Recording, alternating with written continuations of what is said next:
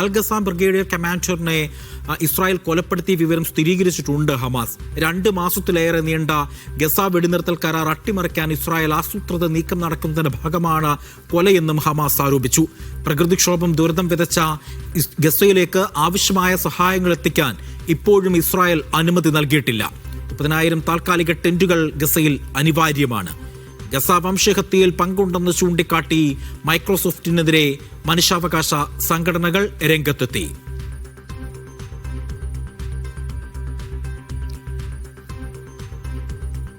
MC നാസറുണ്ട് വിവരങ്ങൾ നൽകാനായി. MC, ആദ്യം തന്നെ ഈ ബ്രിഗേഡിയറുടെ കൊലപാതകം അത് ഇസ്രായേൽ കൊലപ്പെടുത്തി എന്നുള്ള വാർത്ത സ്ഥിരീകരിച്ചിട്ടുണ്ട് ഹമാസ്. അതുമായി ബന്ധപ്പെട്ടുള്ള വിവരങ്ങൾ എന്താണ്? മറ്റൊന്ന്, കടുത്ത പേമാരിയിൽ വലിയ തരത്തിലുള്ള ദുരന്തം അനുഭവിക്കുകയാണ് ഗസയിലുള്ള ആളുകൾ. ആവശ്യത്തിന് ടെന്റുകൾ പോലും ലഭ്യമല്ല എന്ന വേദനിപ്പിക്കുന്ന ഒരു വാർത്ത അവിടെ നിന്നും വരുന്നുണ്ട്. എന്താണ് വിശദാംശങ്ങൾ? ഇന്നലെ തന്നെ ഇസ്രായേൽ ഇതുമായി ബന്ധപ്പെട്ട ഔദ്യോഗികമായിട്ടുള്ളൊരു സ്ഥിരീകരണം നടത്തിയിരുന്നു. റയീദ് സാദ് എന്ന ഹമാസിന്റെ സീനിയർ കമാൻഡറെയാണ് തങ്ങൾ വധിച്ചത് എന്ന് ഇസ്രായേൽ അവകാശപ്പെട്ടിരുന്നു. ഇത് ഇന്നിപ്പോൾ ഹമാസ് നേതൃത്വം ഔദ്യോഗികമായി തന്നെ സ്ഥിരീകരിച്ചിട്ടുണ്ട്. ഇസ്രായേൽ നടത്തിയ ആക്രമണത്തിൽ റയീദ് സാദ് ഉൾപ്പെടെ 5 പേർ കൊല്ലപ്പെട്ടു എന്നാണ് ഔദ്യോഗികമായിട്ടുള്ളൊരു സ്ഥിരീകരണം വന്നിരിക്കുന്നത്. ഇത് ഒക്ടോബർ 10 ആരംഭിച്ചിരിക്കുന്ന വെടിനിർത്തൽ, ഏതാണ്ട് 2 മാസത്തിലധികമായി തുടരുന്ന ആ വെടിനിർത്തൽ കരാറിന്റെ നഗ്നമായിട്ടുള്ളൊരു ലംഘനം മാണ്.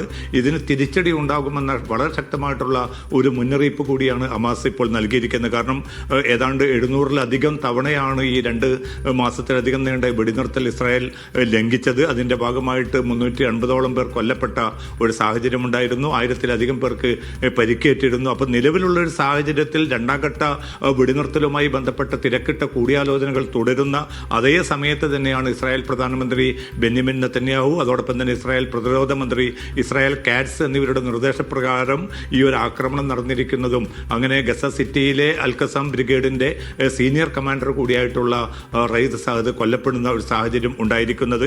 ഇത് വെടിനിർത്തൽ കരാറിന്റെ ലംഘനമാണ് എന്ന് മാത്രമല്ല അതിശക്തമായിട്ടുള്ള ഒരു പ്രതികരണം ഉണ്ടാകുമെന്ന മുന്നറിയിപ്പുകൾ കൂടി വരുന്ന ഒരു സാഹചര്യത്തിൽ എത്ര കണ്ട് ഇനിയിപ്പോൾ ഈ വെടിനിർത്തൽ മുന്നോട്ട് പോകും, 2ാം ഘട്ട വെടിനിർത്തലുമായി ബന്ധപ്പെട്ട ചർച്ച എത്ര കണ്ട് അതിൽ പുരോഗതി ഉണ്ടാകുമെന്ന ഏറ്റവും സുപ്രധാനമായിട്ടുള്ള ഒരു ചോദ്യം കൂടി വരുന്നുണ്ട്. എന്തായാലും ഈ മാസം 29 വൈറ്റ് ഹൗസിലാണ് ഇസ്രായേൽ പ്രധാനമന്ത്രി ബെന്യാമിൻ നെതന്യാഹുവും അതോടൊപ്പം തന്നെ അമേരിക്കൻ പ്രസിഡന്റ് ഡൊണാൾഡ് ട്രംപും തമ്മിലുള്ള നിർണായകമായിട്ടുള്ള കൂടിക്കാഴ്ച നടക്കുന്നത്. 2ാം ഘട്ട വെടിനിർത്തലുമായി ബന്ധപ്പെട്ട സുപ്രധാന കാര്യങ്ങൾ ആ കൂടിക്കാഴ്ചയെ തുടർന്ന് മാത്രമായിരിക്കും താൻ നിലപാട് പ്രഖ്യാപിക്കുക എന്നാണ് നെതന്യാഹു അറിയിച്ചിരിക്കുന്നത്. പക്ഷേ നിലവിലുള്ള ഒരു സാഹചര്യത്തിൽ ഈ മാസാവസാനം നടക്കുന്ന വൈറ്റ് ഹൗസ് കൂടിക്കാഴ്ച എത്ര കണ്ട് സുഗമമായിട്ട് മുന്നോട്ട് പോകും, അതല്ല അതിനു മുമ്പ് തന്നെ ഈ 2 ഹമാസിന്റെ ഭാഗത്തു നിന്ന് കുറെ കൂടി ശക്തമായിട്ടുള്ള പ്രതികരണം ഉണ്ടാവുമോ എന്നതുൾപ്പെടെയുള്ള ചോദ്യങ്ങൾ ബാക്കി നിൽക്കുന്നുണ്ട്. ഇനിയിപ്പോൾ നേരത്തെയുള്ള ഒരു കരാർ പ്രകാരം 28 ബന്ദികളുടെ മൃതദേഹങ്ങൾ കൈമാറേണ്ടതിൽ 27 ബന്ദികളുടെ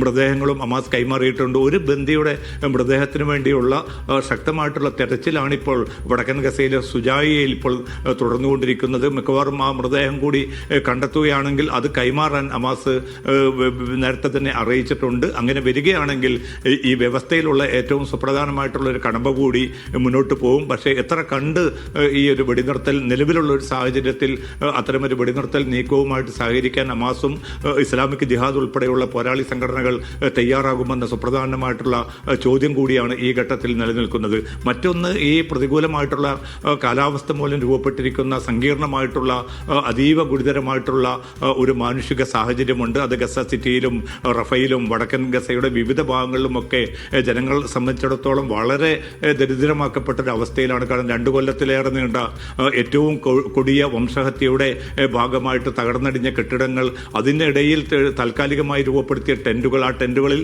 30,000-ലധികം ടെന്റുകളാണ് ഈ പ്രളയത്തെ തുടർന്ന് ഇല്ലാതായിരിക്കുന്നത്. അതുകൊണ്ട് എത്രയും പെട്ടെന്ന് ടെന്റുകളും കുടിവെള്ളവും ഇന്ധനവും മറ്റു ഉപകരണങ്ങളും ഗസയിലേക്ക് നൽകണമെന്ന് അന്തർദേശീയ സംഘടനകൾ, വിവിധ ലോകരാജ്യങ്ങൾ, UN, പൊതുസഭ ഒക്കെ ആവശ്യപ്പെട്ടിരിക്കുന്നു. ആവശ്യപ്പെട്ടിരുന്നു. പക്ഷേ ഇതൊക്കെ ആവശ്യപ്പെട്ടിട്ടും പിന്നിട്ട 48 മണിക്കൂറിലധികം പിന്നിട്ടിട്ടും ഒരു നടപടിയും ഇസ്രായേലിൻ്റെ ഭാഗത്തുനിന്നും ഉണ്ടായിട്ടില്ല. ഏറ്റവും ദുരിതപൂർണമായിട്ടുള്ള ഒരവസ്ഥയിലൂടെയാണ് ലക്ഷക്കണക്കിന് മനുഷ്യർ, ഏതാണ്ട് 8 ലക്ഷം പേരെയെങ്കിലും ഈ പ്രളയം ബാധിച്ചതായിട്ടുള്ള റിപ്പോർട്ടുകളാണ് പുറത്തു വരുന്നത്. അപ്പോൾ അവർക്ക് സാന്ത്വനം നൽകാനുള്ള പുതപ്പുകൾ, താൽക്കാലിക താമസ സംവിധാനങ്ങൾ, ഉപകരണങ്ങൾ, ഇന്ധനം, വെള്ളം, മരുന്ന്, ഭക്ഷണം ഉൾപ്പെടെയുള്ള കാര്യങ്ങൾ അടിയന്തരമായിട്ട് നൽകാനുള്ള ഒരു നിർദ്ദേശം പോലും ഇസ്രായേൽ അവഗണിച്ചിരിക്കുന്ന ഒരു സാഹചര്യത്തിൽ എത്ര കണ്ട് ഇനി രണ്ടാം ഘട്ടത്തിലേക്ക് കടക്കാൻ സാധിക്കുമെന്ന ഒരു ചോദ്യം കൂടി ഈ ഘട്ടത്തിൽ ബാക്കി നിൽക്കുകയാണ്.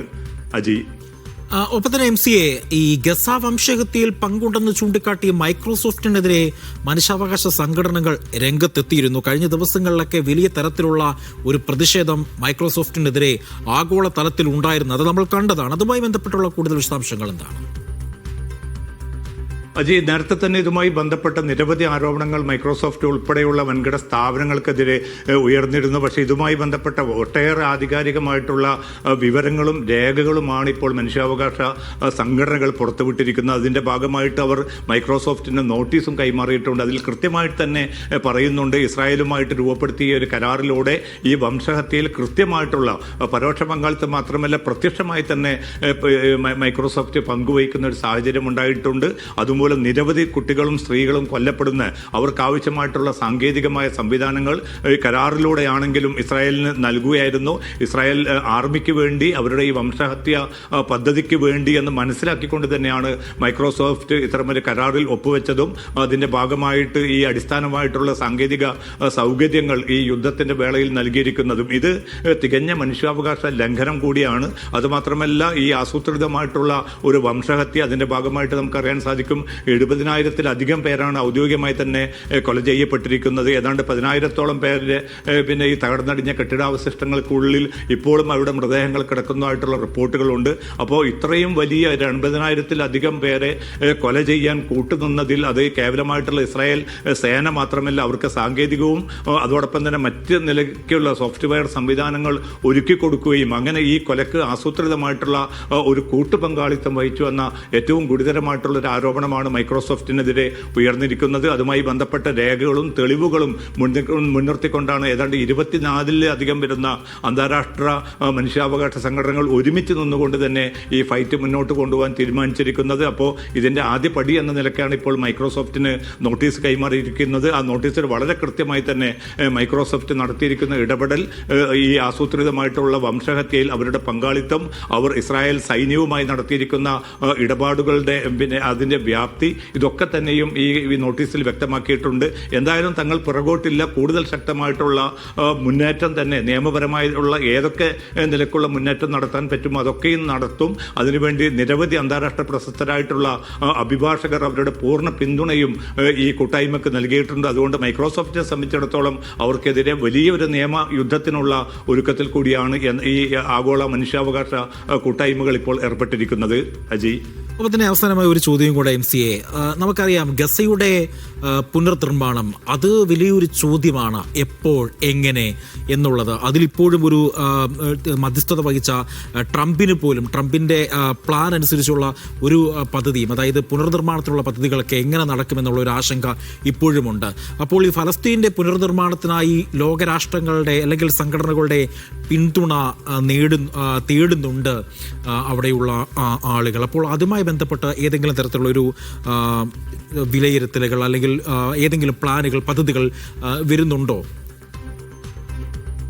പക്ഷേ ഇത് നേരത്തെയൊക്കെയുള്ള ഈ 20 ദിന പദ്ധതിയുടെ ഭാഗമായിട്ട് ട്രംപ് തന്നെ മുന്നോട്ട് വെച്ച പദ്ധതി, നീണ്ട ചർച്ചകളിലൂടെ രൂപപ്പെടുത്തിയ വെടിനിർത്തൽ കരാർ, ഒക്ടോബർ 10 പ്രാബല്യത്തിൽ വന്നിരിക്കുന്ന ആ കരാറിൻ്റെ ഒരു ദുരന്ത ചിത്രമാണ് നമ്മൾ ഈ പിന്നിട്ട 2 മാസത്തിലധികമായിട്ട് നടക്കുന്ന ഈ വെടിനിർത്തൽ കരാറിൻ്റെ വേളയിൽ നടന്ന ഈ ക്രൂരമായിട്ടുള്ള ആക്രമണ പരമ്പരകളിലൂടെ ലോകത്തിന് തന്നെ ബോധ്യപ്പെട്ടിരിക്കുന്നു. അതിൻ്റെ ഏറ്റവും തുടർച്ച എന്ന നിലയ്ക്കാണ് ഇപ്പോൾ റയീദ് സഅദിൻ്റെ കൊലപാതകം കൂടി നടന്നിരിക്കുന്നത്. അതായത് ഈ കരാർ മുന്നോട്ട് കൊണ്ടുപോകാനോ ഗസയിൽ ഏറ്റവും സുസ്ഥിരമായ ശാശ്വതമായിട്ടുള്ള ഒരു സമാധാനം നിലനിൽക്കാനോ അതിലൂടെ ഈ പശ്ചിമേഷ്യയിൽ ഒരു സമാധാനപൂർണ്ണമായിട്ടുള്ള അവസ്ഥ ഫലസ്തീൻ സമൂഹത്തിന് നൽകാനോ തങ്ങൾക്ക് താല്പര്യമില്ല എന്ന വളരെ കൃത്യമായിട്ടുള്ളൊരു മുന്നറിയിപ്പും അതിൻ്റെ ആവിഷ്കാരം കൂടിയാണ് ഈ പങ്കാളിത്തത്തിലൂടെ പിന്നെ ഇസ്രായേലും അമേരിക്കയും നടത്തിക്കൊണ്ടിരിക്കുന്നത്. അതുകൊണ്ട് തന്നെ ഇതിൻ്റെ തുടർച്ച എന്ന നിലയ്ക്കാണ് ഇപ്പോൾ ഗസയുടെ പുനർനിർമ്മാണം എന്ന ഏറ്റവും നിർണായകമായിട്ടുള്ള ഒരു ഘട്ടത്തിലേക്ക് വരേണ്ടത്.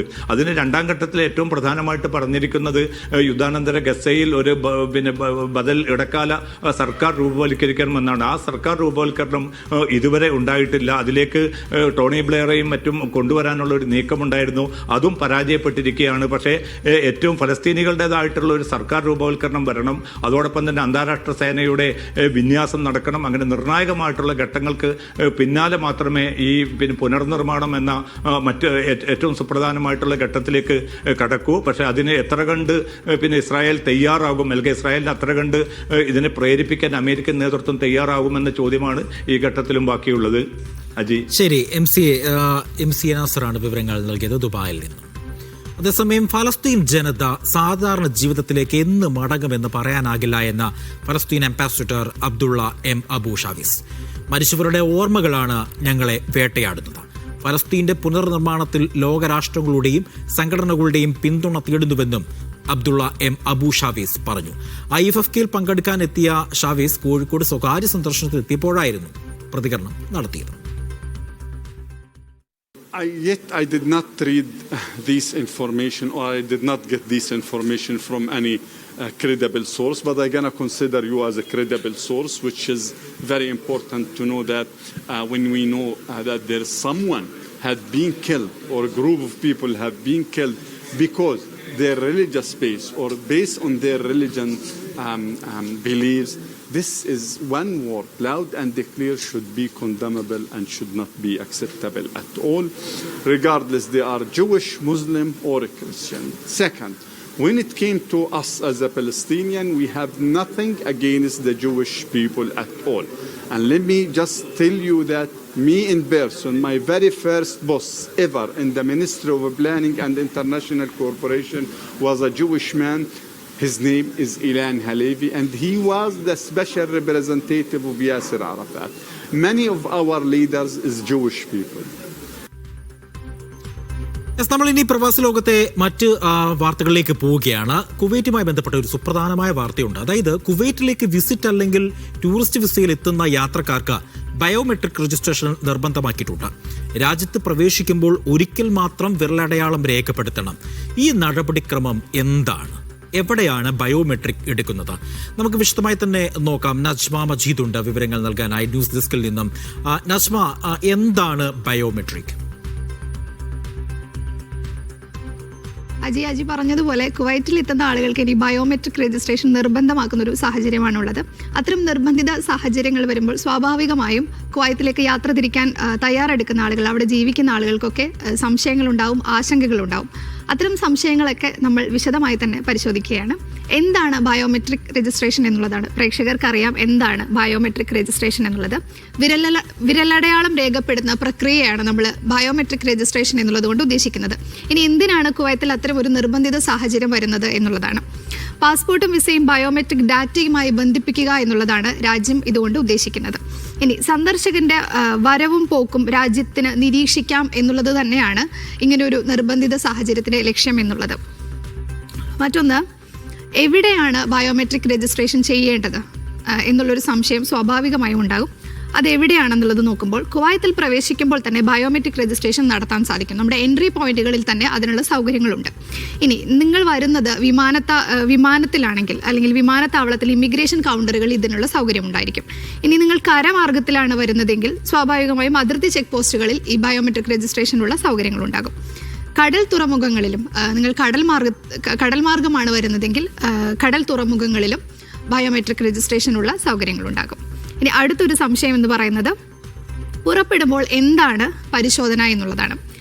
പുറപ്പെടുമ്പോൾ എന്നുള്ളത് കൊണ്ട് ഉദ്ദേശിക്കുന്നത് നിങ്ങൾ രാജ്യത്തേക്ക് പ്രവേശിച്ചു, തിരിച്ച് നിങ്ങൾ രാജ്യത്ത് നിന്ന് പുറത്ത് കിടക്കുമ്പോൾ എന്തെങ്കിലും പരിശോധന ആവശ്യമുണ്ടോ എന്നുള്ളതാണ്.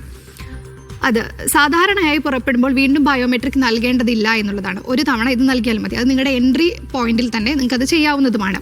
ഇനി അതിൻ്റെ ആ സമയത്ത് പരിശോധിക്കുന്ന കാര്യങ്ങൾ എന്ന് പറയുന്നത് വിസയുടെ സാധുത തന്നെയാണ്. അത് നമ്മൾ സ്വാഭാവികമായും എല്ലാ യാത്രയിലും അത് ചെയ്യുന്നതുമാണ്, എൻട്രിയിലും എക്സിറ്റിലും ഒക്കെ അത് ചെയ്യുന്നതാണ്. എന്നാൽ എൻട്രിയിൽ എടുത്ത ബയോമെട്രിക് ഉപയോഗിച്ചുള്ള ഐഡന്റിറ്റി നമ്മൾ പുറപ്പെടുമ്പോഴും വീണ്ടും പരിശോധിക്കപ്പെടും എന്നുള്ളതാണ്. മറ്റൊന്ന്, സുരക്ഷാ മാനദണ്ഡങ്ങളും അവിടെ പരിശോധിക്കുന്നതാണ്. ഇനി അവസാനമായി വരുന്നത്, എൻട്രിയിൽ ബയോമെട്രിക് പൂർത്തിയാക്കിയിട്ടില്ലെങ്കിൽ നിങ്ങളുടെ എൻട്രി സമയത്ത്, രാജ്യത്തേക്ക് പ്രവേശിക്കുന്ന സമയത്ത് ഒരുപക്ഷെ നിങ്ങൾക്ക് ഇത് പൂർത്തിയാക്കാൻ സാധിച്ചിട്ടില്ലെന്നിരിക്കെ, ഇപ്പോൾ ഇതൊരു നിർബന്ധിത സാഹചര്യമായിട്ട് നിലനിൽക്കെ ഇതിനു മുമ്പ് തന്നെ, ഈ ഒരു സാഹചര്യം വരുന്നതിന് മുമ്പ് തന്നെ രാജ്യത്തേക്ക് പ്രവേശിച്ച ആളുകളുണ്ടാവാം. അത്തരത്തിലുള്ള ആളുകൾ ഒരുപക്ഷെ ഇത് ഇങ്ങനെ ഒരു ബയോമെട്രിക് രജിസ്ട്രേഷൻ ചെയ്തിട്ടില്ലായിരിക്കാം. അങ്ങനെയുള്ള ആളുകൾക്ക് അതുമായി ബന്ധപ്പെട്ട കേന്ദ്രങ്ങളിലെത്തി അത് നിർബന്ധമായും പൂർത്തിയാക്കിയിരിക്കണം എന്നുള്ളതാണ്. ഇത്രയുമാണ് ബയോമെട്രിക് രജിസ്ട്രേഷനുമായിട്ട് സംസാരിക്കാനുള്ളത്. ഇതിൽ ചുരുക്കി പറഞ്ഞാൽ നിങ്ങൾ എൻട്രിയിലും എക്സിറ്റിലും ഈ ബയോമെട്രിക് രജിസ്ട്രേഷൻ നിർബന്ധമാണ് എന്നുള്ളതാണ്. അപ്പോൾ നിങ്ങൾ എൻട്രി സമയത്ത് ഇത് ചെയ്തിട്ടില്ല എങ്കിൽ ഉറപ്പായും എക്സിറ്റ് സമയത്ത് ഇത് ചോദിക്കും. അപ്പോൾ ഉറപ്പായും ഇത് എവിടെയാണ്, ഏത് കേന്ദ്രങ്ങളിലാണ് ഇതിനുള്ള സൗകര്യങ്ങൾ ഉണ്ടാകുക എന്ന് അന്വേഷിക്കുക, ഉടനെ തന്നെ അത് ചെയ്യുക. തീർച്ചയായിട്ടും നസ്മ, വളരെ പ്രധാനപ്പെട്ട ഒരു വിവരമാണ് നസ്മ പറഞ്ഞത്. പ്രത്യേകിച്ച് പ്രവാസികളെ സംബന്ധിച്ചിടത്തോളം വളരെയധികം നിർണായകമായ ഒരു വിവരമാണ് നസ്മ ന്യൂസ് ഡെസ്കിൽ നിന്നും പ്രവാസികൾക്കായി പങ്കുവച്ചത്. നമ്മൾ മറ്റു വാർത്തകളിലേക്ക് പോവുകയാണ്. അത് ദുബായിൽ വാഹനം ഓടിക്കുന്ന ആളുകളെ സംബന്ധിച്ചുള്ള ഒരു വാർത്തയാണ്. ദുബായ് നഗരത്തിൽ ഗതാഗത കുരുക്ക് കുറയ്ക്കാൻ പുതിയ റോഡ് വികസന പദ്ധതിക്ക് കരാറായി. 2.3 കിലോമീറ്റർ നീളത്തിൽ പാലങ്ങൾ ഉൾപ്പെടെയുള്ള പദ്ധതിക്കാണ് ദുബായ് റോഡ് ട്രാൻസ്പോർട്ട് അതോറിറ്റി കരാർ നൽകിയത്. 2028 അവസാനത്തോടെ പദ്ധതി പൂർത്തിയാകും. ദുബൈയിലെ നിരവധി താമസ മേഖലകളിലേക്കുള്ള ഗതാഗതം സുഗമമാക്കാൻ ലക്ഷ്യമിടുന്നതാണ് പുതിയ റോഡ് വികസന പദ്ധതി. അല്ലവീർ റോഡ്, അൽമനാമ സ്ട്രീറ്റ് എന്നിവ ഉൾപ്പെടുന്ന Sheikh Zayed bin Hamdan al Nahyan street intersection വികസനമാണ് ദുബൈ RTA ലക്ഷ്യമിടുന്നത്. പദ്ധതിയുടെ ഭാഗമായി Sheikh Zayed bin Hamdan al Nahyan സ്ട്രീറ്റിന്റെയും അല്ലവീർ റോഡിന്റെയും ഇടയിലെ റൗണ്ട് അബൌട്ട് വ്യത്യസ്ത ഇന്റർചേഞ്ചാക്കി മാറ്റും. ഓരോ ദിശയിലേക്കും 4 വരികളുള്ള പ്രധാന പാലങ്ങൾ, പുതിയ റാമ്പുകൾ എന്നിവ ഇവിടെ നിർമ്മിക്കും. അല്ലവീറിലേക്കും ഷാർജയിലേക്കും ഗതാഗതം എളുപ്പമാക്കാൻ അല്ലവീർ റോഡിനും എമിറേറ്റ്സ് റോഡിനുമിടയിൽ പുതിയ പാലം നിർമ്മിക്കും. അവീർ, വർസാൻ, വർക്ക, ഇന്റർനാഷണൽ സിറ്റി എന്നിവിടങ്ങളിലേക്കുള്ള യാത്ര എളുപ്പമാക്കാൻ പുതിയ റോഡുകൾ വരും.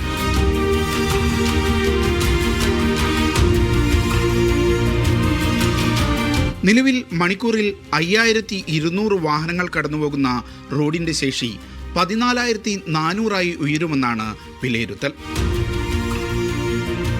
Media 1, Dubai.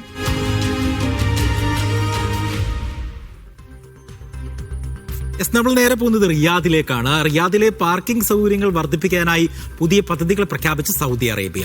50ലധികം പദ്ധതികളാണ് നടപ്പിലാക്കുക. സ്വകാര്യ സഹകരണത്തോടെയായിരിക്കും പദ്ധതികൾ.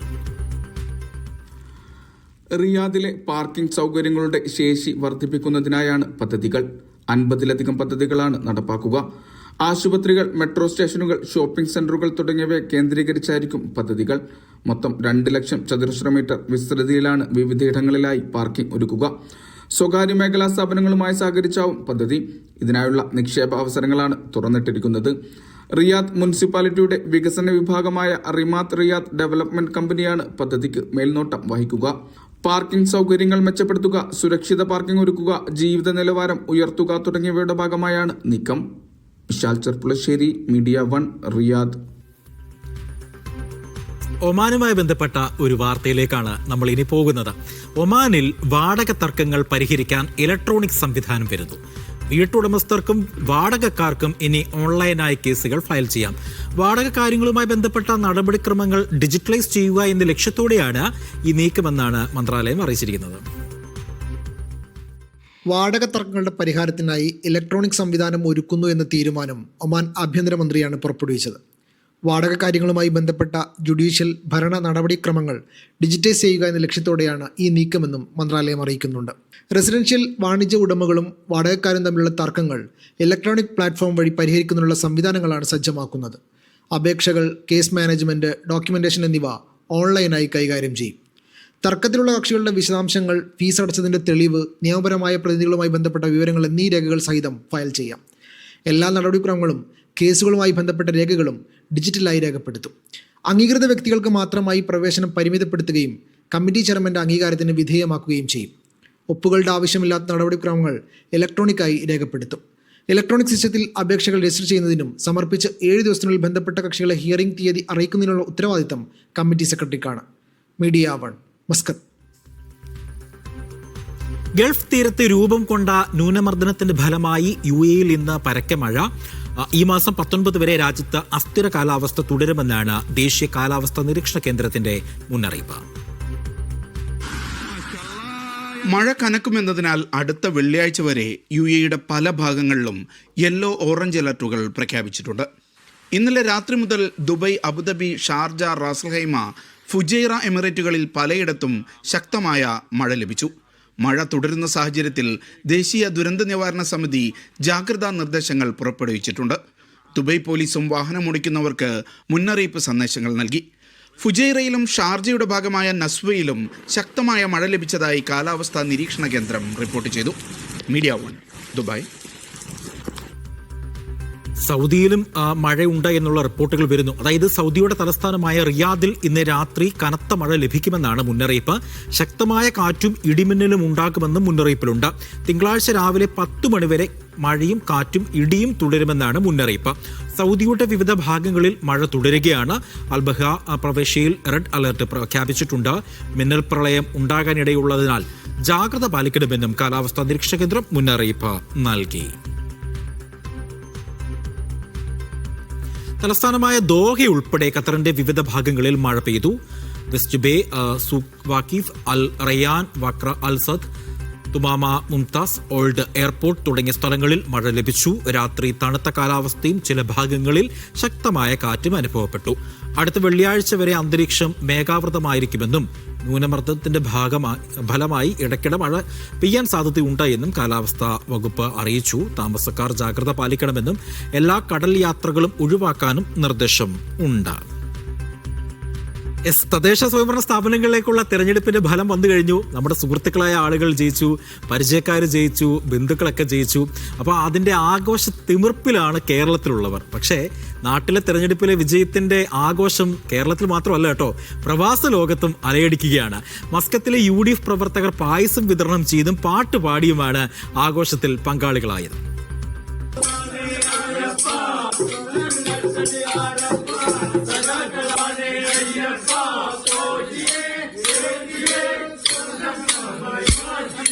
തെരഞ്ഞെടുപ്പിലെ UDFന്റെ മുന്നേറ്റം ആഘോഷമാക്കുകയാണ് മസ്കത്തിലെ UDF പ്രവർത്തകർ. കൂട്ടമായിരുന്ന് പാട്ടുപാടിയും മധുരം വിതരണം ചെയ്തുമാണ് തങ്ങളുടെ പാർട്ടിയുടെ വിജയത്തിന്റെ സന്തോഷം പ്രവാസികൾ പ്രകടിപ്പിക്കുന്നത്. കൊടുവള്ളി മണ്ഡലം KMCC കമ്മിറ്റി കേക്ക് മുറിച്ചാണ് ആഘോഷത്തിൽ പങ്കാളികളായത്.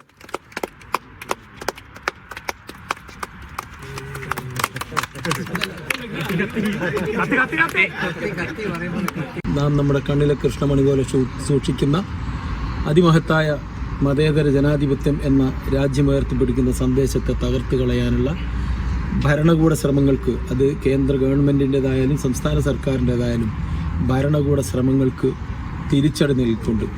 അതോടൊപ്പം തന്നെ രാജ്യത്തിൻ്റെ വികസന രാഷ്ട്രീയത്തെ പാടെ തകർക്കുന്ന രൂപത്തിലുള്ള പഞ്ചായത്ത് ഭരണസമിതികളുടെയൊക്കെ പ്രവർത്തനങ്ങൾക്കെതിരെ രാജ്യത്തെ ജനാധിപത്യാശ്വാസികൾ നേടിയ അതിമനോഹരമായ വിജയത്തിൻ്റെ സുദിനം പ്രവാസ ലോകത്ത് നമ്മൾ അത്യധികം ആഹ്ലാദത്തോടുകൂടി ആഘോഷിക്കുകയാണ്.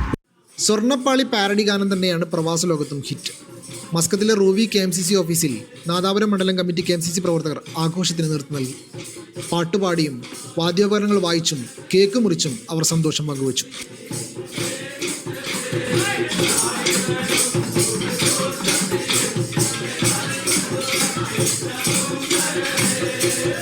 മലയാളികളായ കച്ചവടക്കാർ കൂടുതലുള്ള മസ്കത്തിലെ മത്ര സൂക്കിലെ UDF പ്രവർത്തകർ പായസം വിതരണം ചെയ്തു. ഇൻഗാസ് മത്രയും മത്ര KMCC പ്രവർത്തകരും KMCC വനിതാ വിങ്ങും ആഘോഷത്തിൽ പങ്കുചേർന്നു. നാട്ടിൽ വിജയാഘോഷങ്ങൾ പൊടിപൊടിക്കുമ്പോൾ മനസ്സ് നാട്ടിലാണെങ്കിലും പറ്റാവുന്ന രീതിയിൽ പ്രവാസികളും തങ്ങളുടെ പാർട്ടിയുടെ വിജയത്തിൽ സന്തോഷിക്കുകയാണ്. Media 1, Muscat.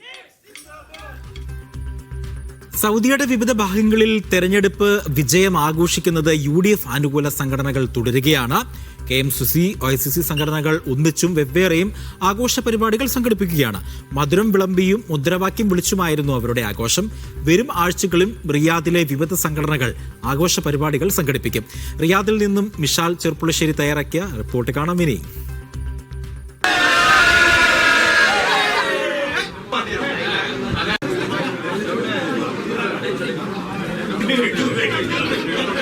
കേരളത്തിൽ നടന്ന ത്രിതല പഞ്ചായത്ത് തെരഞ്ഞെടുപ്പിൽ UDFനെ സംബന്ധിച്ചിടത്തോളം ഏറ്റവും വലിയ ഒരു വിജയമാണ് കാഴ്ചവെക്കാൻ സാധിച്ചിട്ടുള്ളത്.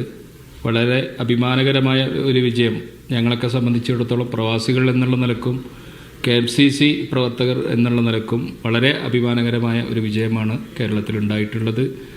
ഞങ്ങളുടെ സാധാരണക്കാരായ ഒരുപാട് പ്രവർത്തകരടക്കം ഇപ്രാവശ്യം പ്രവാസ ലോകത്തിൽ നിന്ന് പോയി നാട്ടിൽ പോയി മത്സരിക്കുകയും ബ്ലോക്കിലേക്കും ജില്ലയിലേക്കും ഒക്കെ വാർഡുകളിലേക്കൊക്കെ മത്സരിച്ച് വിജയിക്കുകയും ചെയ്തിട്ടുണ്ട്. ഈ മലപ്പുറം അടക്കമുള്ള വലിയ നേട്ടമാണ് അവിടെയൊക്കെ ഉണ്ടായിട്ടുള്ളത്. എന്താണ് അതിനെക്കുറിച്ച് പറയാനുള്ളത്? നമ്മൾ അപ്രതീക്ഷിത നേട്ടം എന്നൊക്കെ പറയാം മലപ്പുറത്തൊക്കെ നോക്കുകയാണെങ്കിൽ, അല്ലേ? തൂത്തുവാരി എന്നൊക്കെ പറയാമല്ലോ. മലപ്പുറത്തെ സംബന്ധിച്ചിടത്തോളം ഇടതുപക്ഷത്തിൻ്റെ ഒരു ധ്രുവീകരണ രാഷ്ട്രീയം അത് മലപ്പുറത്തെ ജനത മനസ്സിലാക്കിയിട്ടുണ്ട് എന്നാണ് ഈ തെരഞ്ഞെടുപ്പ് ഫലം വ്യക്തമാക്കുന്നത്. മലപ്പുറം ജില്ലാ പഞ്ചായത്തിലടക്കം ഒരു പ്രതിപക്ഷ മെമ്പർ പോലുമില്ലാത്ത രീതിയിൽ മുസ്ലിം ലീഗിനും UDFനും ഒരു വലിയ മുന്നേറ്റം അവിടെ ഉണ്ടാക്കാൻ സാധിച്ചു എന്നുള്ളതാണ്. ഈ ഇടതുപക്ഷത്തിന് ഇപ്പോൾ ഒരു തോൽവി സംഭവിച്ചിരിക്കുകയാണ്. എങ്ങനെയാണ് വിലയിരുത്തുന്നത് ഒരു മുസ്ലിം ലീഗ് പ്രവർത്തകൻ എന്നുള്ള നിലക്ക്? കേരളത്തിൽ CPM സ്വീകരിച്ചിട്ടുള്ള ഒരു രാഷ്ട്രീയ നയം യഥാർത്ഥത്തിൽ ഭൂരിപക്ഷ സമൂഹത്തെ പ്രീണിപ്പിക്കുകയും അതുവഴി രാഷ്ട്രീയ നേട്ടം നേടാമെന്നുള്ളൊരു കാഴ്ചപ്പാടായിരുന്നു CPM സ്വീകരിച്ചത്. കഴിഞ്ഞ ലോക്സഭാ തെരഞ്ഞെടുപ്പിൽ സത്യത്തിൽ ഒരു ന്യൂനപക്ഷ പ്രീണനമായിരുന്നു നടത്തിയത്. പക്ഷേ ആ ഫലം തങ്ങൾക്ക് അനുകൂലമല്ല എന്ന് കണ്ടപ്പോൾ നിലപാട് മാറ്റുകയും പിന്നീട് ഒരു ഭൂരിപക്ഷ പ്രീണനം നടത്താനുള്ള ശ്രമം നടത്തി CPM. ആ രാഷ്ട്രീയത്തിന് കിട്ടിയ ഏറ്റവും വലിയ ഒരു പ്രഹരാണ് ഈ ത്രിതല പഞ്ചായത്ത്. ഒരു ഭരണവിരുദ്ധ അതുണ്ടെന്നാണ്. പക്ഷെ മാഷൊക്കെ അത് നിഷേധിച്ചിട്ടുണ്ടെന്ന്, ഗോവിന്ദ മാഷൊക്കെ. ഗോവിന്ദ മാഷ് നിശ്ചയിച്ചാലും ജനങ്ങൾ ഇടതുവശത്തെ തിരിച്ചറിഞ്ഞു എന്നുള്ളതാണ് നമുക്ക് ആധികാരികമായിട്ട് പറയാനുള്ളത്. കാരണം ഭരണവിരുദ്ധ വികാരം തന്നെയാണ് കേരളത്തിലുടനീളം, പ്രത്യേകിച്ച് മലപ്പുറം ജില്ലയിൽ അടക്കമുള്ള സ്ഥലങ്ങളിൽ നമുക്ക് കാണാം. വെള്ളാപ്പള്ളി നടേശനുമായിട്ട് ബന്ധപ്പെട്ട വിഷയങ്ങളൊക്കെ ബാധിച്ചിട്ടുണ്ടെന്നാണ്. തീർച്ചയായിട്ടും ബാധിച്ചിട്ടുണ്ട് അല്ലേ? വെള്ളാപ്പള്ളി നടേശനെ പിന്നെ മലപ്പുറത്ത് വന്ന് നടത്തിയിട്ടുള്ള പരാമർശങ്ങൾ എല്ലാവർക്കും അറിയാം. അവിടെ ദളിതരായിട്ടുള്ള അല്ലെങ്കിൽ ഈഴവ സമൂഹത്തിന് ജീവിക്കാൻ പോലും പ്രയാസമാണ് എന്ന് പച്ചക്ക് വർഗീയ പറഞ്ഞ സാഹചര്യം. തൊട്ടടുത്ത ദിവസം തന്നെ CPM അദ്ദേഹത്തെ സ്വീകരിക്കുകയും കൊണ്ടു നടക്കുകയും ചെയ്യുന്ന ഒരു അപകടകരമായ രാഷ്ട്രീയം യഥാർത്ഥത്തിൽ നടത്തി. മാത്രമല്ല CPMൻ്റെ നേതൃത്വത്തിലുള്ള ഭരണത്തിനെതിരെയുള്ള വലിയ വികാരം ഉണ്ടായി. ഇപ്പോൾ നമുക്കറിയാം ശബരിമല വിഷയം ഉൾപ്പെടെ PM ശ്രീ പദ്ധതിയിൽ ഒപ്പുവെച്ച് RSSനെ പ്രീണിപ്പിക്കുന്ന നയം ഉൾപ്പെടെ അങ്ങനെയുള്ള, അതോടൊപ്പം തന്നെ തദ്ദേശ സ്വയംഭരണ സ്ഥാപനങ്ങളുടെ അധികാരം കവർന്നെടുക്കുന്ന, അവരുടെ പദ്ധതി വിഹിതങ്ങൾ വെട്ടിക്കുറക്കുന്ന, സാധാരണക്കാരായ ജനങ്ങളെ ബാധിക്കുന്ന, സാധാരണ ഒരു മനുഷ്യന് വീട് വെക്കാനുള്ള അനുമതിക്കുള്ള അപേക്ഷ ഫോമിൻ്റെ ഫീ വരെ വർദ്ധിച്ച സാഹചര്യങ്ങളൊക്കെ ഇത് പ്രാദേശിക ഭരണകൂടങ്ങളിലേക്ക് നടക്കുന്ന തെരഞ്ഞെടുപ്പ് എന്ന നിലയിൽ അത്തരം വിഷയങ്ങളൊക്കെ പിന്നെ ചർച്ച ചെയ്തിട്ടുണ്ട്. രാഷ്ട്രീയ വിഷയം വഴിതിരിച്ചുവിടാൻ പലതരത്തിൽ, ഇപ്പോൾ ഇന്ത്യൻ ജമാഅത്തെ ഇസ്ലാമി വലിയ അപകടകരമായ ഒരു രാഷ്ട്രീയ അല്ലെങ്കിൽ ഒരു സംഘടനയാണ്, മത സംഘടനയാണ് എന്നും മതരാഷ്ട്രവാദികളാണെന്നൊക്കെ കഴിഞ്ഞ കാലങ്ങളിലൊക്കെ CPM വലിയ രീതിയിൽ അവരോട് ചങ്ങാത്തം കൂടുകയും വോട്ട് സ്വീകരിക്കുകയും ഒക്കെ ചെയ്ത് തങ്ങൾക്ക് അനുകൂലമായ രാഷ്ട്രീയ നിലപാട് സ്വീകരിച്ചില്ല എന്ന ഒറ്റ കാരണം കൊണ്ട് കേരളത്തിൽ UDF വന്നാൽ ജമാഅത്ത് ഇസ്ലാമിക്ക് പരമാധികാരം കിട്ടുമെന്നുള്ള രീതിയിലൊക്കെ പ്രചരണങ്ങൾ നടത്തിയതൊക്കെ മതേതര കേരളം കൃത്യമായി അത് വിലയിരുത്തുകയും അതിൽ കൃത്യമായൊരു പ്രതികരണം യഥാർത്ഥത്തിൽ ജനാധിപത്യവാദികൾ, മതേതരവാദികൾ പ്രകടിപ്പിച്ചു എന്നുള്ളതാണ് ഈ തെരഞ്ഞെടുപ്പിൻ്റെ സവിശേഷത. ഈ സൗദിയിലെ KMCCയുടെ നേതൃത്വത്തിൽ ഇനി എന്തൊക്കെ ആഘോഷ പരിപാടികളാണ് കാണാനിരിക്കുന്നത്? ഈ തെരഞ്ഞെടുപ്പ് വിജയവുമായി ബന്ധപ്പെട്ട് KMCCയുടെ വളരെ വിപുലമായ ഒരു ആഘോഷ പരിപാടി അടുത്ത വെള്ളിയാഴ്ച ഇവിടെ വെച്ച് നടക്കുന്നുണ്ട്. അതേപോലെ തന്നെ UDFൻ്റെ ആഭിമുഖ്യത്തിലും വൈവിധ്യമാർന്നിട്ടുള്ള ആഘോഷ പരിപാടികൾ റിയാദിൽ നടക്കുന്നുണ്ട്. അപ്പോൾ എന്തായാലും വരും ദിവസങ്ങളിലും റിയാദിലുടനീളം വിവിധ സംഘടനകളുടെ ആഘോഷ പരിപാടികൾ തുടരും. റിയാദിൽ നിന്നും വിശാൽ ചെർപ്പുളശ്ശേരി, മീഡിയ 1. കേരളത്തിലെ തദ്ദേശ സ്വയംഭരണ സ്ഥാപനങ്ങളിലേക്കുള്ള തെരഞ്ഞെടുപ്പിൽ UDF നേടിയ വൻ വിജയം ആഘോഷമാക്കി കുവൈറ്റിലെ UDF പ്രവാസി സംഘടനകൾ. വാസിയിലും ഫർഹാനിയയിലും നടന്ന ആഘോഷ പരിപാടികളിൽ നിരവധി പ്രവർത്തകരും അനുഭാവികളുമാണ് പങ്കെടുത്തത്. UDF നേടിയ വിജയത്തിൽ വമ്പൻ ആഘോഷവുമായി കുവൈത്തിലെ UDF പ്രവാസി സംഘടനകൾ. ഫർവാനിയ KMCC സംസ്ഥാന കമ്മിറ്റി ഓഫീസിൽ നടന്ന പരിപാടിയിൽ പച്ചലഡു വിതരണം ചെയ്തും മധുരം പങ്കുവച്ചുമാണ് വിജയം ആഘോഷിച്ചത്. രാജ്യസഭ MP ആരിസ് ബീരാൻ ആഘോഷങ്ങൾക്ക് നേതൃത്വം നൽകി. തന്നെ UDFന് ഗംഭീര വിജയം, തിളക്കമാർന്ന വിജയം നൽകിയ എല്ലാ വോട്ടർമാർക്കും ആദ്യം തന്നെ ഞങ്ങൾ നന്ദി പ്രകാശിപ്പിക്കുകയാണ്.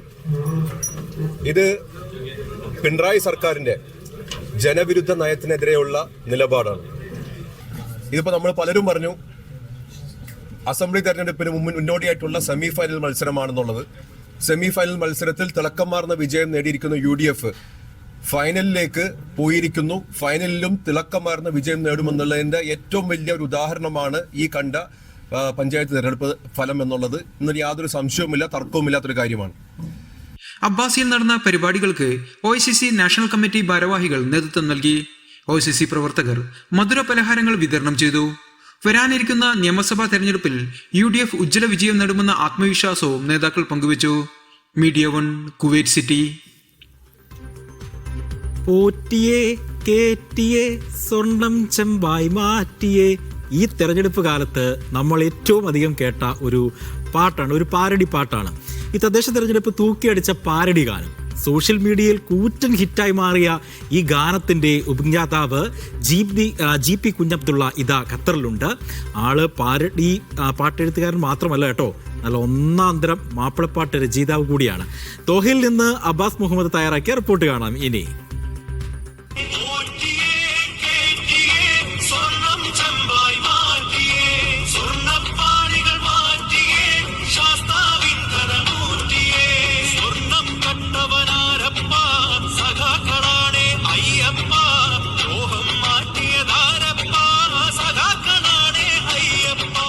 ഇത്തവണത്തെ ലോക്കൽ ബോഡി ഇലക്ഷനിൽ തൂക്കിയൊരു പാട്ടുണ്ട്. പാട്ട് എഴുതിയ ആള് ഇങ്ങനെ കടൽ കടന്ന് ഇപ്പുറത്ത് ഖത്തറിലാണ് അല്ലേ?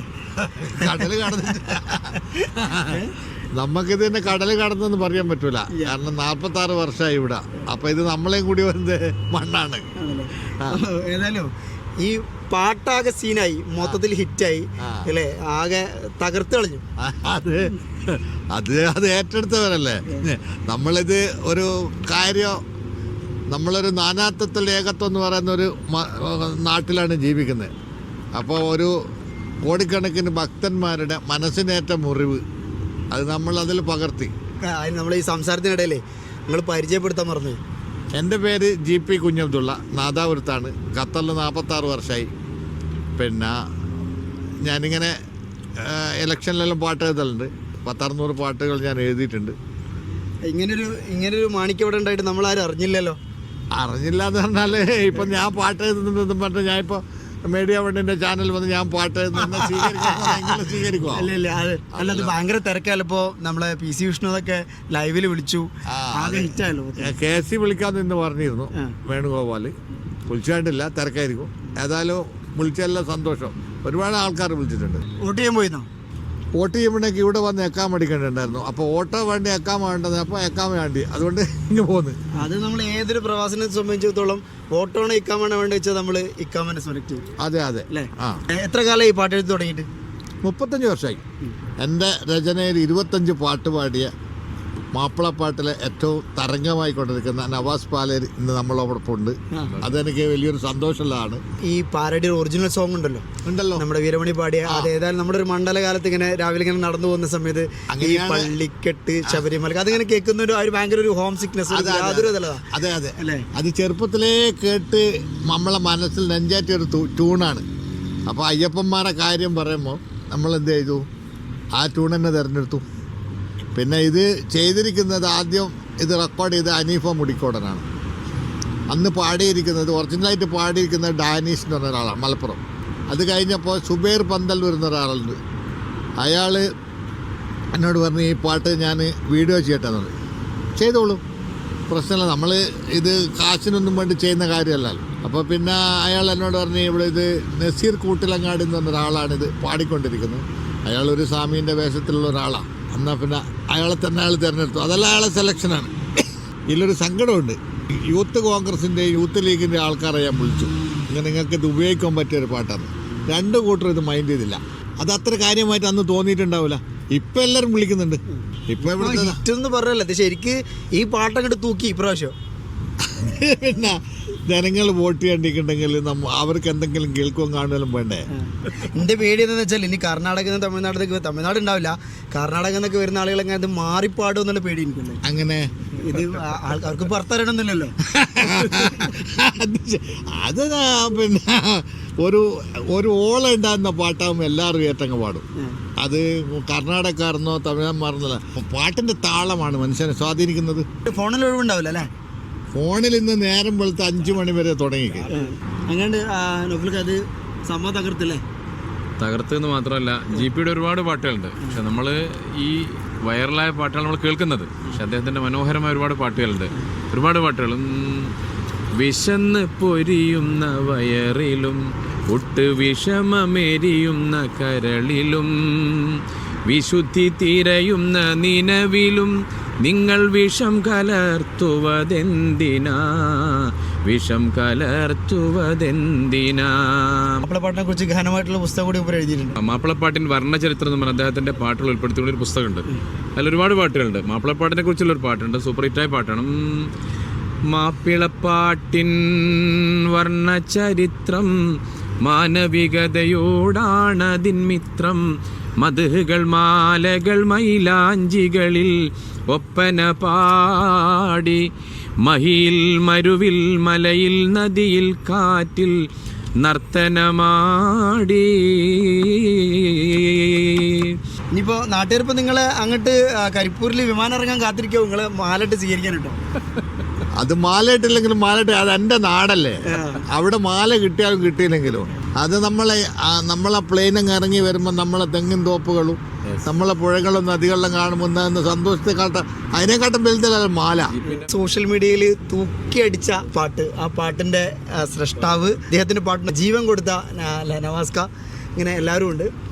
ദോഹയിൽ നിന്ന് അബ്ബാസ് മുഹമ്മദ്, മീഡിയ 1. ഏതായാലും GP ദോഹയിൽ വലിയ ഹിറ്റായിട്ടുണ്ട്. അദ്ദേഹത്തെ തേടി ഒരുപാട് ആളുകൾ വിളിക്കുന്നുണ്ട്, കാണാനൊക്കെ വരുന്നുണ്ട് എന്നുള്ള ഒരു വിശേഷങ്ങളൊക്കെയാണ് അബ്ബാസ് അവിടെ നിന്നും പങ്കുവച്ചത്. പ്രവാസി മലയാളികളെ കറവ പശുവായി മാത്രം കാണുന്ന പിണറായി സർക്കാരിനുള്ള പ്രതിഷേധമാണ് തദ്ദേശ തെരഞ്ഞെടുപ്പ് ഫലമെന്ന ബഹ്റൈൻ KMCC. മലപ്പുറത്തിന്റെ ഉള്ളടക്കം വർഗീയതയാണെന്ന് പറഞ്ഞ വെള്ളാപ്പള്ളിയെ കൊണ്ടു നടന്ന പിണറായി വിജയനോടുള്ള കേരളത്തിന്റെ മറുപടി കൂടിയാണ് ഈ വിജയമെന്നും ബഹ്റൈൻ KMCC ഭാരവാഹികൾ വ്യക്തമാക്കി. കേരളത്തിനു പുറത്തുള്ള പ്രവാസികളെ സംബന്ധിച്ചിടത്തോളം വളരെ ആഹ്ലാദകരമായ ഒരു തിരഞ്ഞെടുപ്പ് ഫലമായിട്ടാണ് ബഹ്റൈൻ KMCC ഇന്നലത്തെ തദ്ദേശ സ്വയംഭരണ സ്ഥാപനങ്ങളിലെ തിരഞ്ഞെടുപ്പിൻ്റെ റിസൾട്ടിനെ വിലയിരുത്തുന്നത്. എന്തുകൊണ്ടെന്നാൽ പ്രവാസി മലയാളികളെ വെറും കറവ പശുക്കളായി കാണുകയും അവരോട് ബഹ്റൈനിലും ദുബൈയിലൊക്കെ വന്ന് വലിയ വലിയ വാഗ്ദാനങ്ങൾ നൽകുകയും ചെയ്ത ശേഷം ഒരൊറ്റ വാഗ്ദാനം പോലും നടപ്പിലാക്കാതെ കൊടിയ വഞ്ചന നടത്തിയ കേരളത്തിലെ പിണറായി സർക്കാരിനോടുള്ള പ്രതിഷേധമെന്ന നിലക്കാണ് ഈ ഒരു തിരഞ്ഞെടുപ്പ് ഫലത്തെ KMCC നോക്കിക്കാണുന്നത്. അതോടൊപ്പം രാഷ്ട്രീയ ബോധമുള്ള ഒരു സമൂഹം എന്ന നിലയിൽ മലപ്പുറത്തിൻ്റെ ഉള്ളടക്കം വർഗീയതയാണെന്ന് പറഞ്ഞുകൊണ്ട് കേരളത്തിൽ സാമുദായിക സ്പർദ്ധ സൃഷ്ടിക്കുന്ന വെള്ളാപ്പള്ളി നടേശനടക്കമുള്ള ആളുകളെ കൊണ്ടു നടന്ന പിണറായി വിജയനോട് കേരളത്തിലെ സമൂഹം പറഞ്ഞു കേരളത്തിൻ്റെ ഉള്ളടക്കം UDF ആണ് എന്ന് പ്രഖ്യാപിക്കുന്ന രീതിയിലുള്ള ഒരു തിരഞ്ഞെടുപ്പ് ഫലമാണ് നമുക്ക് ലഭിച്ചത്. തദ്ദേശ തിരഞ്ഞെടുപ്പിൽ UDFന്റെ വിജയം ആഘോഷിച്ച് ദുബായ് KMCC സംഘടനയുടെ ആസ്ഥാനത്ത് വിക്ടറി ഗാല എന്ന പേരിലാണ് വിജയാഘോഷം ഒരുക്കിയത്. കേക്ക് മുറിച്ചും പച്ചനിറമുള്ള ലഡു നൽകിയും പ്രവർത്തകർ ആഹ്ലാദം പങ്കിട്ടു. സിദ്ദിഖ് കാലോടി അധ്യക്ഷത വഹിച്ചു. യാഹുമാൻ ഹാജി ആഘോഷം ഉദ്ഘാടനം ചെയ്തു.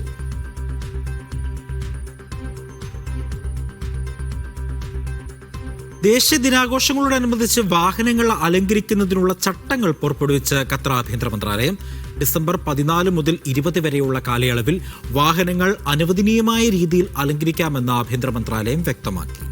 മന്ത്രാലയം പുറത്തിറക്കിയ ചട്ടങ്ങൾ പ്രകാരം വാഹനങ്ങളുടെ മുൻവശത്തെയും പിൻവശത്തെയും വിൻഷീൽഡുകൾ, മുൻവശത്തെ ഗ്ലാസുകൾ എന്നിവയ്ക്ക് ടിൻ ചെയ്യുകയോ സ്റ്റിക്കർ ഒട്ടിക്കാനോ പാടില്ല. വാഹനത്തിന്റെ നിറത്തിലും രൂപമാറ്റം പാടില്ല. നമ്പർ പ്ലേറ്റുകൾ മറയ്ക്കുന്ന അലങ്കാരങ്ങളും അനുവദനീയമല്ല. ദേശീയ ദിനാഘോഷങ്ങളുമായി ബന്ധമില്ലാത്ത സ്റ്റിക്കറുകളും വാഹനങ്ങളിൽ പാടില്ല എന്നും മന്ത്രാലയം വ്യക്തമാക്കി. സിംഗപ്പൂരിൽ നടന്ന GOV media global awards and കോൺഫറൻസിൽ 2 പുരസ്കാരങ്ങൾ നേടി സൗദി ആരോഗ്യ മന്ത്രാലയം. ആരോഗ്യ മേഖലയിലെ അവബോധം വർദ്ധിപ്പിക്കാൻ മന്ത്രാലയം നടത്തിയ വലിയ ഇടപെടലിനായാണ് നേട്ടം സൂചിപ്പിക്കുന്നത്. സൗദി വിഷൻ 2030 ലക്ഷ്യങ്ങളെ പിന്തുണയ്ക്കുന്നതിൽ ആരോഗ്യ മന്ത്രാലയം വലിയ മുന്നേറ്റമാണ് നടത്തിക്കൊണ്ടിരിക്കുന്നത്. ഈ വർഷം മന്ത്രാലയം നേടുന്ന 2ാമത്തെ പുരസ്കാരമാണിത്. നേരത്തെ മികച്ച ആരോഗ്യ ക്ഷേമ ക്യാമ്പയിൻ പരിപാടികൾ നടത്തിയതിന് വാക് 13 സംരംഭത്തിന്റെ അവാർഡും ലഭിച്ചിരുന്നു.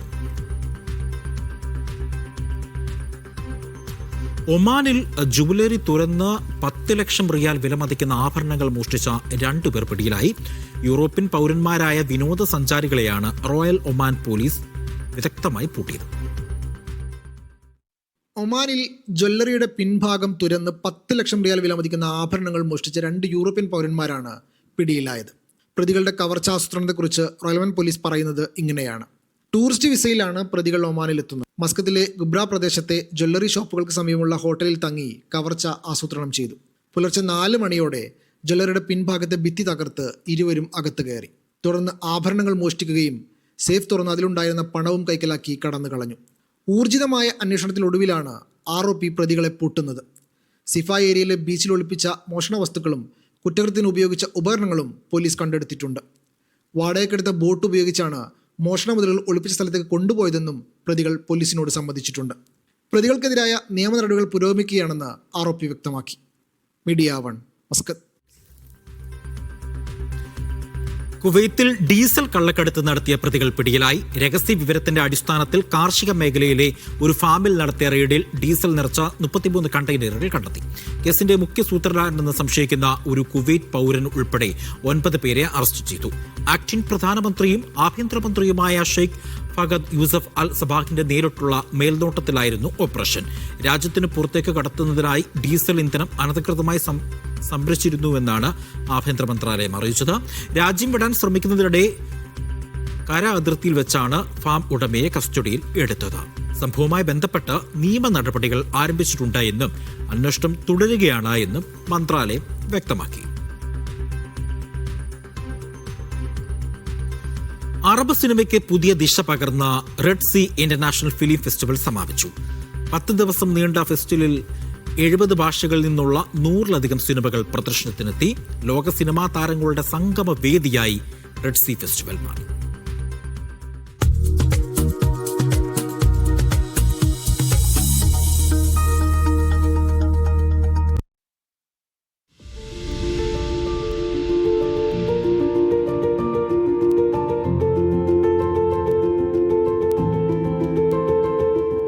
അറബ് ലോകത്തിന്റെ കഥകളും സംസ്കാരവും സിനിമയിലൂടെ പറഞ്ഞതായിരുന്നു Red Sea film festival. Cinema ലോകത്തെ പ്രതിഭകളുടെ സംഗമവേദിയായി ഇത് മാറി.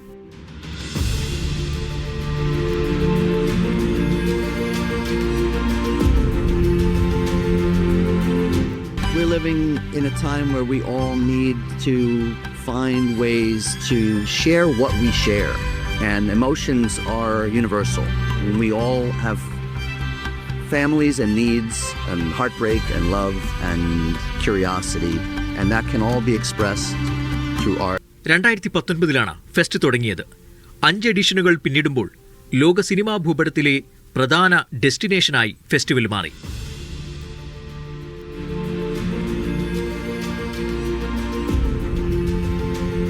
البحر الأحمر السينمائي بدعم الأصوات والقصص من الشرق الأوسط وآسيا وأفريقيا لأن تصل إلى العالم وأن نبني جسرا ثقافيا مشتركا. അറബ് കഥകൾക്ക് സ്വയം പറയാനുള്ള വേദിയായിരുന്നു ഫെസ്റ്റിവൽ. ഇത്തവണ പ്രദർശനത്തിന് എത്തിയതിൽ 35% സൗദിയിൽ നിർമ്മിച്ചതാണ്. നല്ലൊരു ഓപ്പർച്യൂണിറ്റിയാണ്. ജിദ്ദയിൽ അങ്ങനെ ഒരു സംഭവം നമ്മൾ പ്രതീക്ഷിച്ചിട്ടില്ല. 10-20 വർഷമായിട്ട് ഇവിടെയുള്ള ആളാണ് ഞാൻ. അപ്പോൾ ഇങ്ങനെ ഒരു ഓപ്പർച്യൂണിറ്റി കിട്ടിയപ്പോൾ അത് യൂട്ടിലൈസ് ചെയ്യണം. 15 മൂവീസായി കാണുന്നു. നല്ല തരം മൂവീസ്, ഇന്റർനാഷണൽ മൂവീസ്. ജിദ്ദയിലെ അൽ ബലദിയായിരുന്നു വേദി. കുറേയേറെ സിനിമകൾ ലോകരാജ്യങ്ങളിൽ പീഡിതരായി നിൽക്കുന്ന ഒരുപാട് മനുഷ്യരുടെ വേദനകൾ, ഫലസ്തീൻ ഉൾപ്പെടെയുള്ള രാജ്യത്തിൻ്റെ പ്രശ്നങ്ങളൊക്കെ പറയുന്ന മികച്ച സിനിമകളുള്ള മധ്യപൂർവേഷ്യയിലെ തന്നെ ഏറ്റവും മികച്ച ഒരു മേളയാണ് ഈ Red Sea film festival.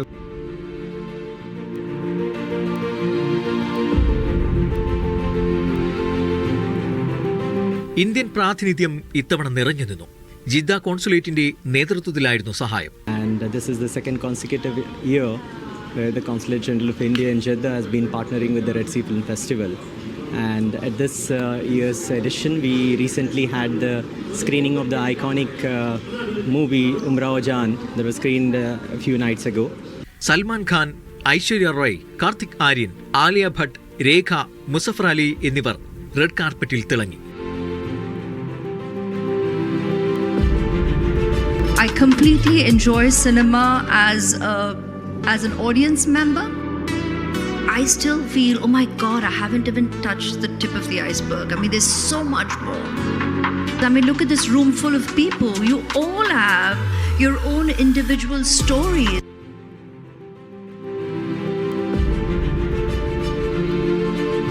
Alia ഭട്ടിന് മേളയിൽ ഗോൾഡൻ ഗ്ലോബ് ഹൊറൈസൺ ബഹുമതി സമ്മാനിച്ചു. ക്ലാസിക് ചിത്രമായ ഉംറാവു ജാൻ, ഏർലി ഡേയ്സ് എന്നിവയാണ് മേളയിൽ പ്രദർശിപ്പിച്ച ഇന്ത്യൻ ചിത്രങ്ങൾ. A sense of peace and confidence comes from just being authentic to who you are, and that's something that I've always lived by. സിനിമയുടെ വിപണിയും സൗന്ദര്യവും കലയും നിറച്ചുവെച്ച ഫെസ്റ്റിവൽ അറബ് ലോകത്തിന്റെ സിനിമാ ഭാവിക്ക് പുതിയ പ്രതീക്ഷകളാണ് നൽകുന്നത്. 10 ദിവസം നീണ്ട കലയുടെയും സംസ്കാരത്തിന്റെയും മേളയാണ് ഇവിടെ സമാപനം കുറിക്കുന്നത്. ജിദ്ദയിൽ നിന്നും സാബിത് സലീം, മീഡിയ വൺ. മീഡിയ വൺ നിർമ്മിതി പുരസ്കാർ 2025 പ്രഖ്യാപിച്ചു. Architects, builders, designers, investors, industry professionals തുടങ്ങി നിർമ്മാണവുമായി ബന്ധപ്പെട്ട മേഖലകളിലുള്ളവർക്കാണ് പുരസ്കാരം നൽകിയിരിക്കുന്നത്. നിർമ്മാണ വ്യവസായ മേഖലയിൽ നവീനമായ ആശയങ്ങൾ നടപ്പിലാക്കിയവരെയാണ് പുരസ്കാരത്തിനായി മീഡിയ വണ്ണിന്റെ പാനൽ തെരഞ്ഞെടുത്തത്. മീഡിയ വൺ നിർമ്മിതി പുരസ്കാർ 2025 പുരസ്കാരം സ്പീക്കർ AN ഷംസീർ വിതരണം ചെയ്യും.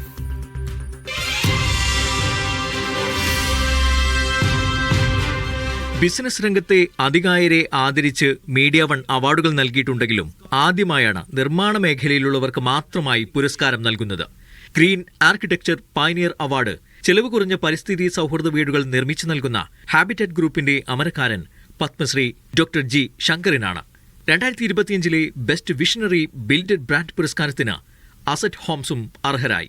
Best Temco technology 3 layer TMT steel bars പുരസ്കാരം മിനാർ ഗ്രൂപ്പ് ഓഫ് കമ്പനീസിന്റെ ടെംകോർ F550D ബ്രാൻഡിനും ബെസ്റ്റ് റൂഫിംഗ് ഷീറ്റ് ബ്രാൻഡിനുള്ള പുരസ്കാരം ലെക്സിം റൂഫിംഗിനുമാണ്. ബെസ്റ്റ് ട്രസ്റ്റഡ് ഫർണിച്ചർ ബ്രാൻഡ് പുരസ്കാരം നേടിയിരിക്കുന്നത് എക്സോട്ടിക് ഫർണിച്ചറാണ്. Best luxury flooring brand Marmer Italia, best architectural tough and glass brand Lance and glass, best home elevator brand Aaron elevators, best steel doors and windows brand പുരസ്കാരം Hawaii doors and വിൻഡോസും, best emerging buildware ecosystem award VQ ബിൽഡ്വെയറും, best promising builder ബ്രാൻഡിനുള്ള പുരസ്കാരം Bat Holmes four ബിൽഡേഴ്സും അർഹരായി. പുരസ്കാരങ്ങൾ ഈ മാസം 16 Thiruvananthapuram obey താമരയിൽ നടക്കുന്ന ചടങ്ങിൽ സ്പീക്കർ AN ഷംസീർ വിതരണം ചെയ്യും. News desk, media one. ഇനി കാണാം സൂപ്പർ ലീഗ് വാർത്തകൾ.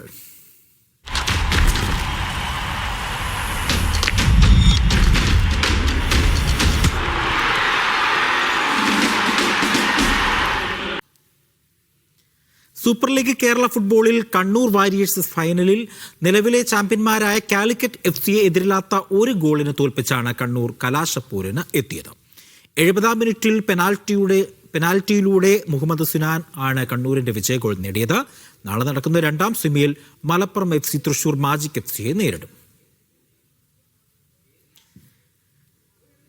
കണ്ണൂർ വാരിയേഴ്സിന്റെ ആരാധകർക്ക് ആവേശമായി നടൻ ആസിഫ് അലി കാലിക്കറ്റ് കണ്ണൂർ മത്സരം കാണാനെത്തി. ഫൈനലിൽ മലപ്പുറം FCയാണ് കണ്ണൂർ പ്രതീക്ഷിക്കുന്നതെന്ന് ആസിഫ് അലി മീഡിയ വണ്ണിനോട്.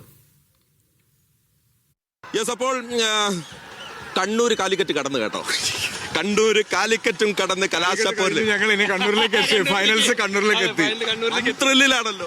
ശരിക്കും ഞാൻ നേരത്തെ പറഞ്ഞില്ല, ഞാൻ കൗണ്ട് ചെയ്തുകൊണ്ടിരുന്ന ഫൈനൽസ് ശരിക്കും ഇതാണ്. ഞാൻ എൻ്റെ ഫേവറേറ്റ് ടീം ഏതാണെന്ന് ചോദിച്ചപ്പോൾ ഞാൻ ഈ സ്റ്റേഡിയത്തിൽ വെച്ച് തന്നെ പറഞ്ഞു കാലിക്കറ്റാണ് ഞാൻ ഏറ്റവും കീനായിട്ട് ഒബ്സർവ് ചെയ്തുകൊണ്ടിരുന്ന ഒരു ടീം. എൻ്റെ സ്വന്തം ടീം കണ്ണൂരുണ്ട്. അപ്പോൾ അത് രണ്ടും ഒരുമിച്ച് കളിക്കുന്ന സമയത്ത് ഡെഫിനറ്റ്ലി എനിക്കിതായിരുന്നു ഫൈനൽസ്. പക്ഷേ ഇനിയൊരു ഡൗട്ടില്ല. ഫൈനലിൽ മലപ്പുറമാണോ തൃശ്ശൂരാണോ വേണ്ടത്? വേണ്ടത് എന്താണെന്ന് വെച്ചാൽ മലപ്പുറമാണ്. മലപ്പുറത്തെ കണ്ണൂരിൽ കിട്ടണം, കലാശപ്പോരിന് കിട്ടണം. എന്തുകൊണ്ട് മലപ്പുറം? എക്സൈറ്റിംഗ്. അതായത് ഫുട്ബോളിന്റെ ഏറ്റവും രാജാക്കന്മാരാണ് മലപ്പുറം, കണ്ണൂരും കാലിക്കറ്റും ഒക്കെ. അപ്പൊ മലപ്പുറം ഫൈനലിൽ വന്നാൽ അത് തീപ്പൊരി കളിയായിരിക്കും. വലിയ സന്തോഷം തന്നെ. പക്ഷെ മലപ്പുറം വന്നാലും നമ്മളത് അങ്ങ് മറികടക്കും. ഉറപ്പായിട്ടും ഈ സീസൺ ഞാൻ പറഞ്ഞില്ലേ, കഴിഞ്ഞ സീസൺ വെച്ച് കമ്പയർ ചെയ്യുമ്പോൾ ഈ എല്ലാ ഗ്രൗണ്ട്സിൽ നിന്നും നമുക്ക് കിട്ടിയ സപ്പോർട്ട് കഴിഞ്ഞ സീസൺ വെച്ചിട്ട് കമ്പയർ ചെയ്യാൻ പറ്റാത്തതാണ്. അപ്പൊ അതിന് നല്ലൊരു ഫൈനൽസ് എനിക്ക് തോന്നുന്നില്ല ഈ സീസണിൽ ഉണ്ടാവുമെന്ന്. It's gonna B Kannur and Malappuram. ആരാധകരെ കാത്തിരുന്നോളൂ, വേണ്ടത് മലപ്പുറത്തെയാണ്. നമ്മളങ്ങ് വരും കേട്ടാ എന്ന് പറയുകയാണ്. അപ്പൊ കണ്ണൂര് ഫൈനലിലെത്തുകയാണ്. അതിയായ സന്തോഷത്തിലാണ് ആസിഫ് അലിയും കണ്ണൂരിന്റെ ഉടമകളും. ജിഷ്ണുവിനൊപ്പം മഹേഷ് പൊടി.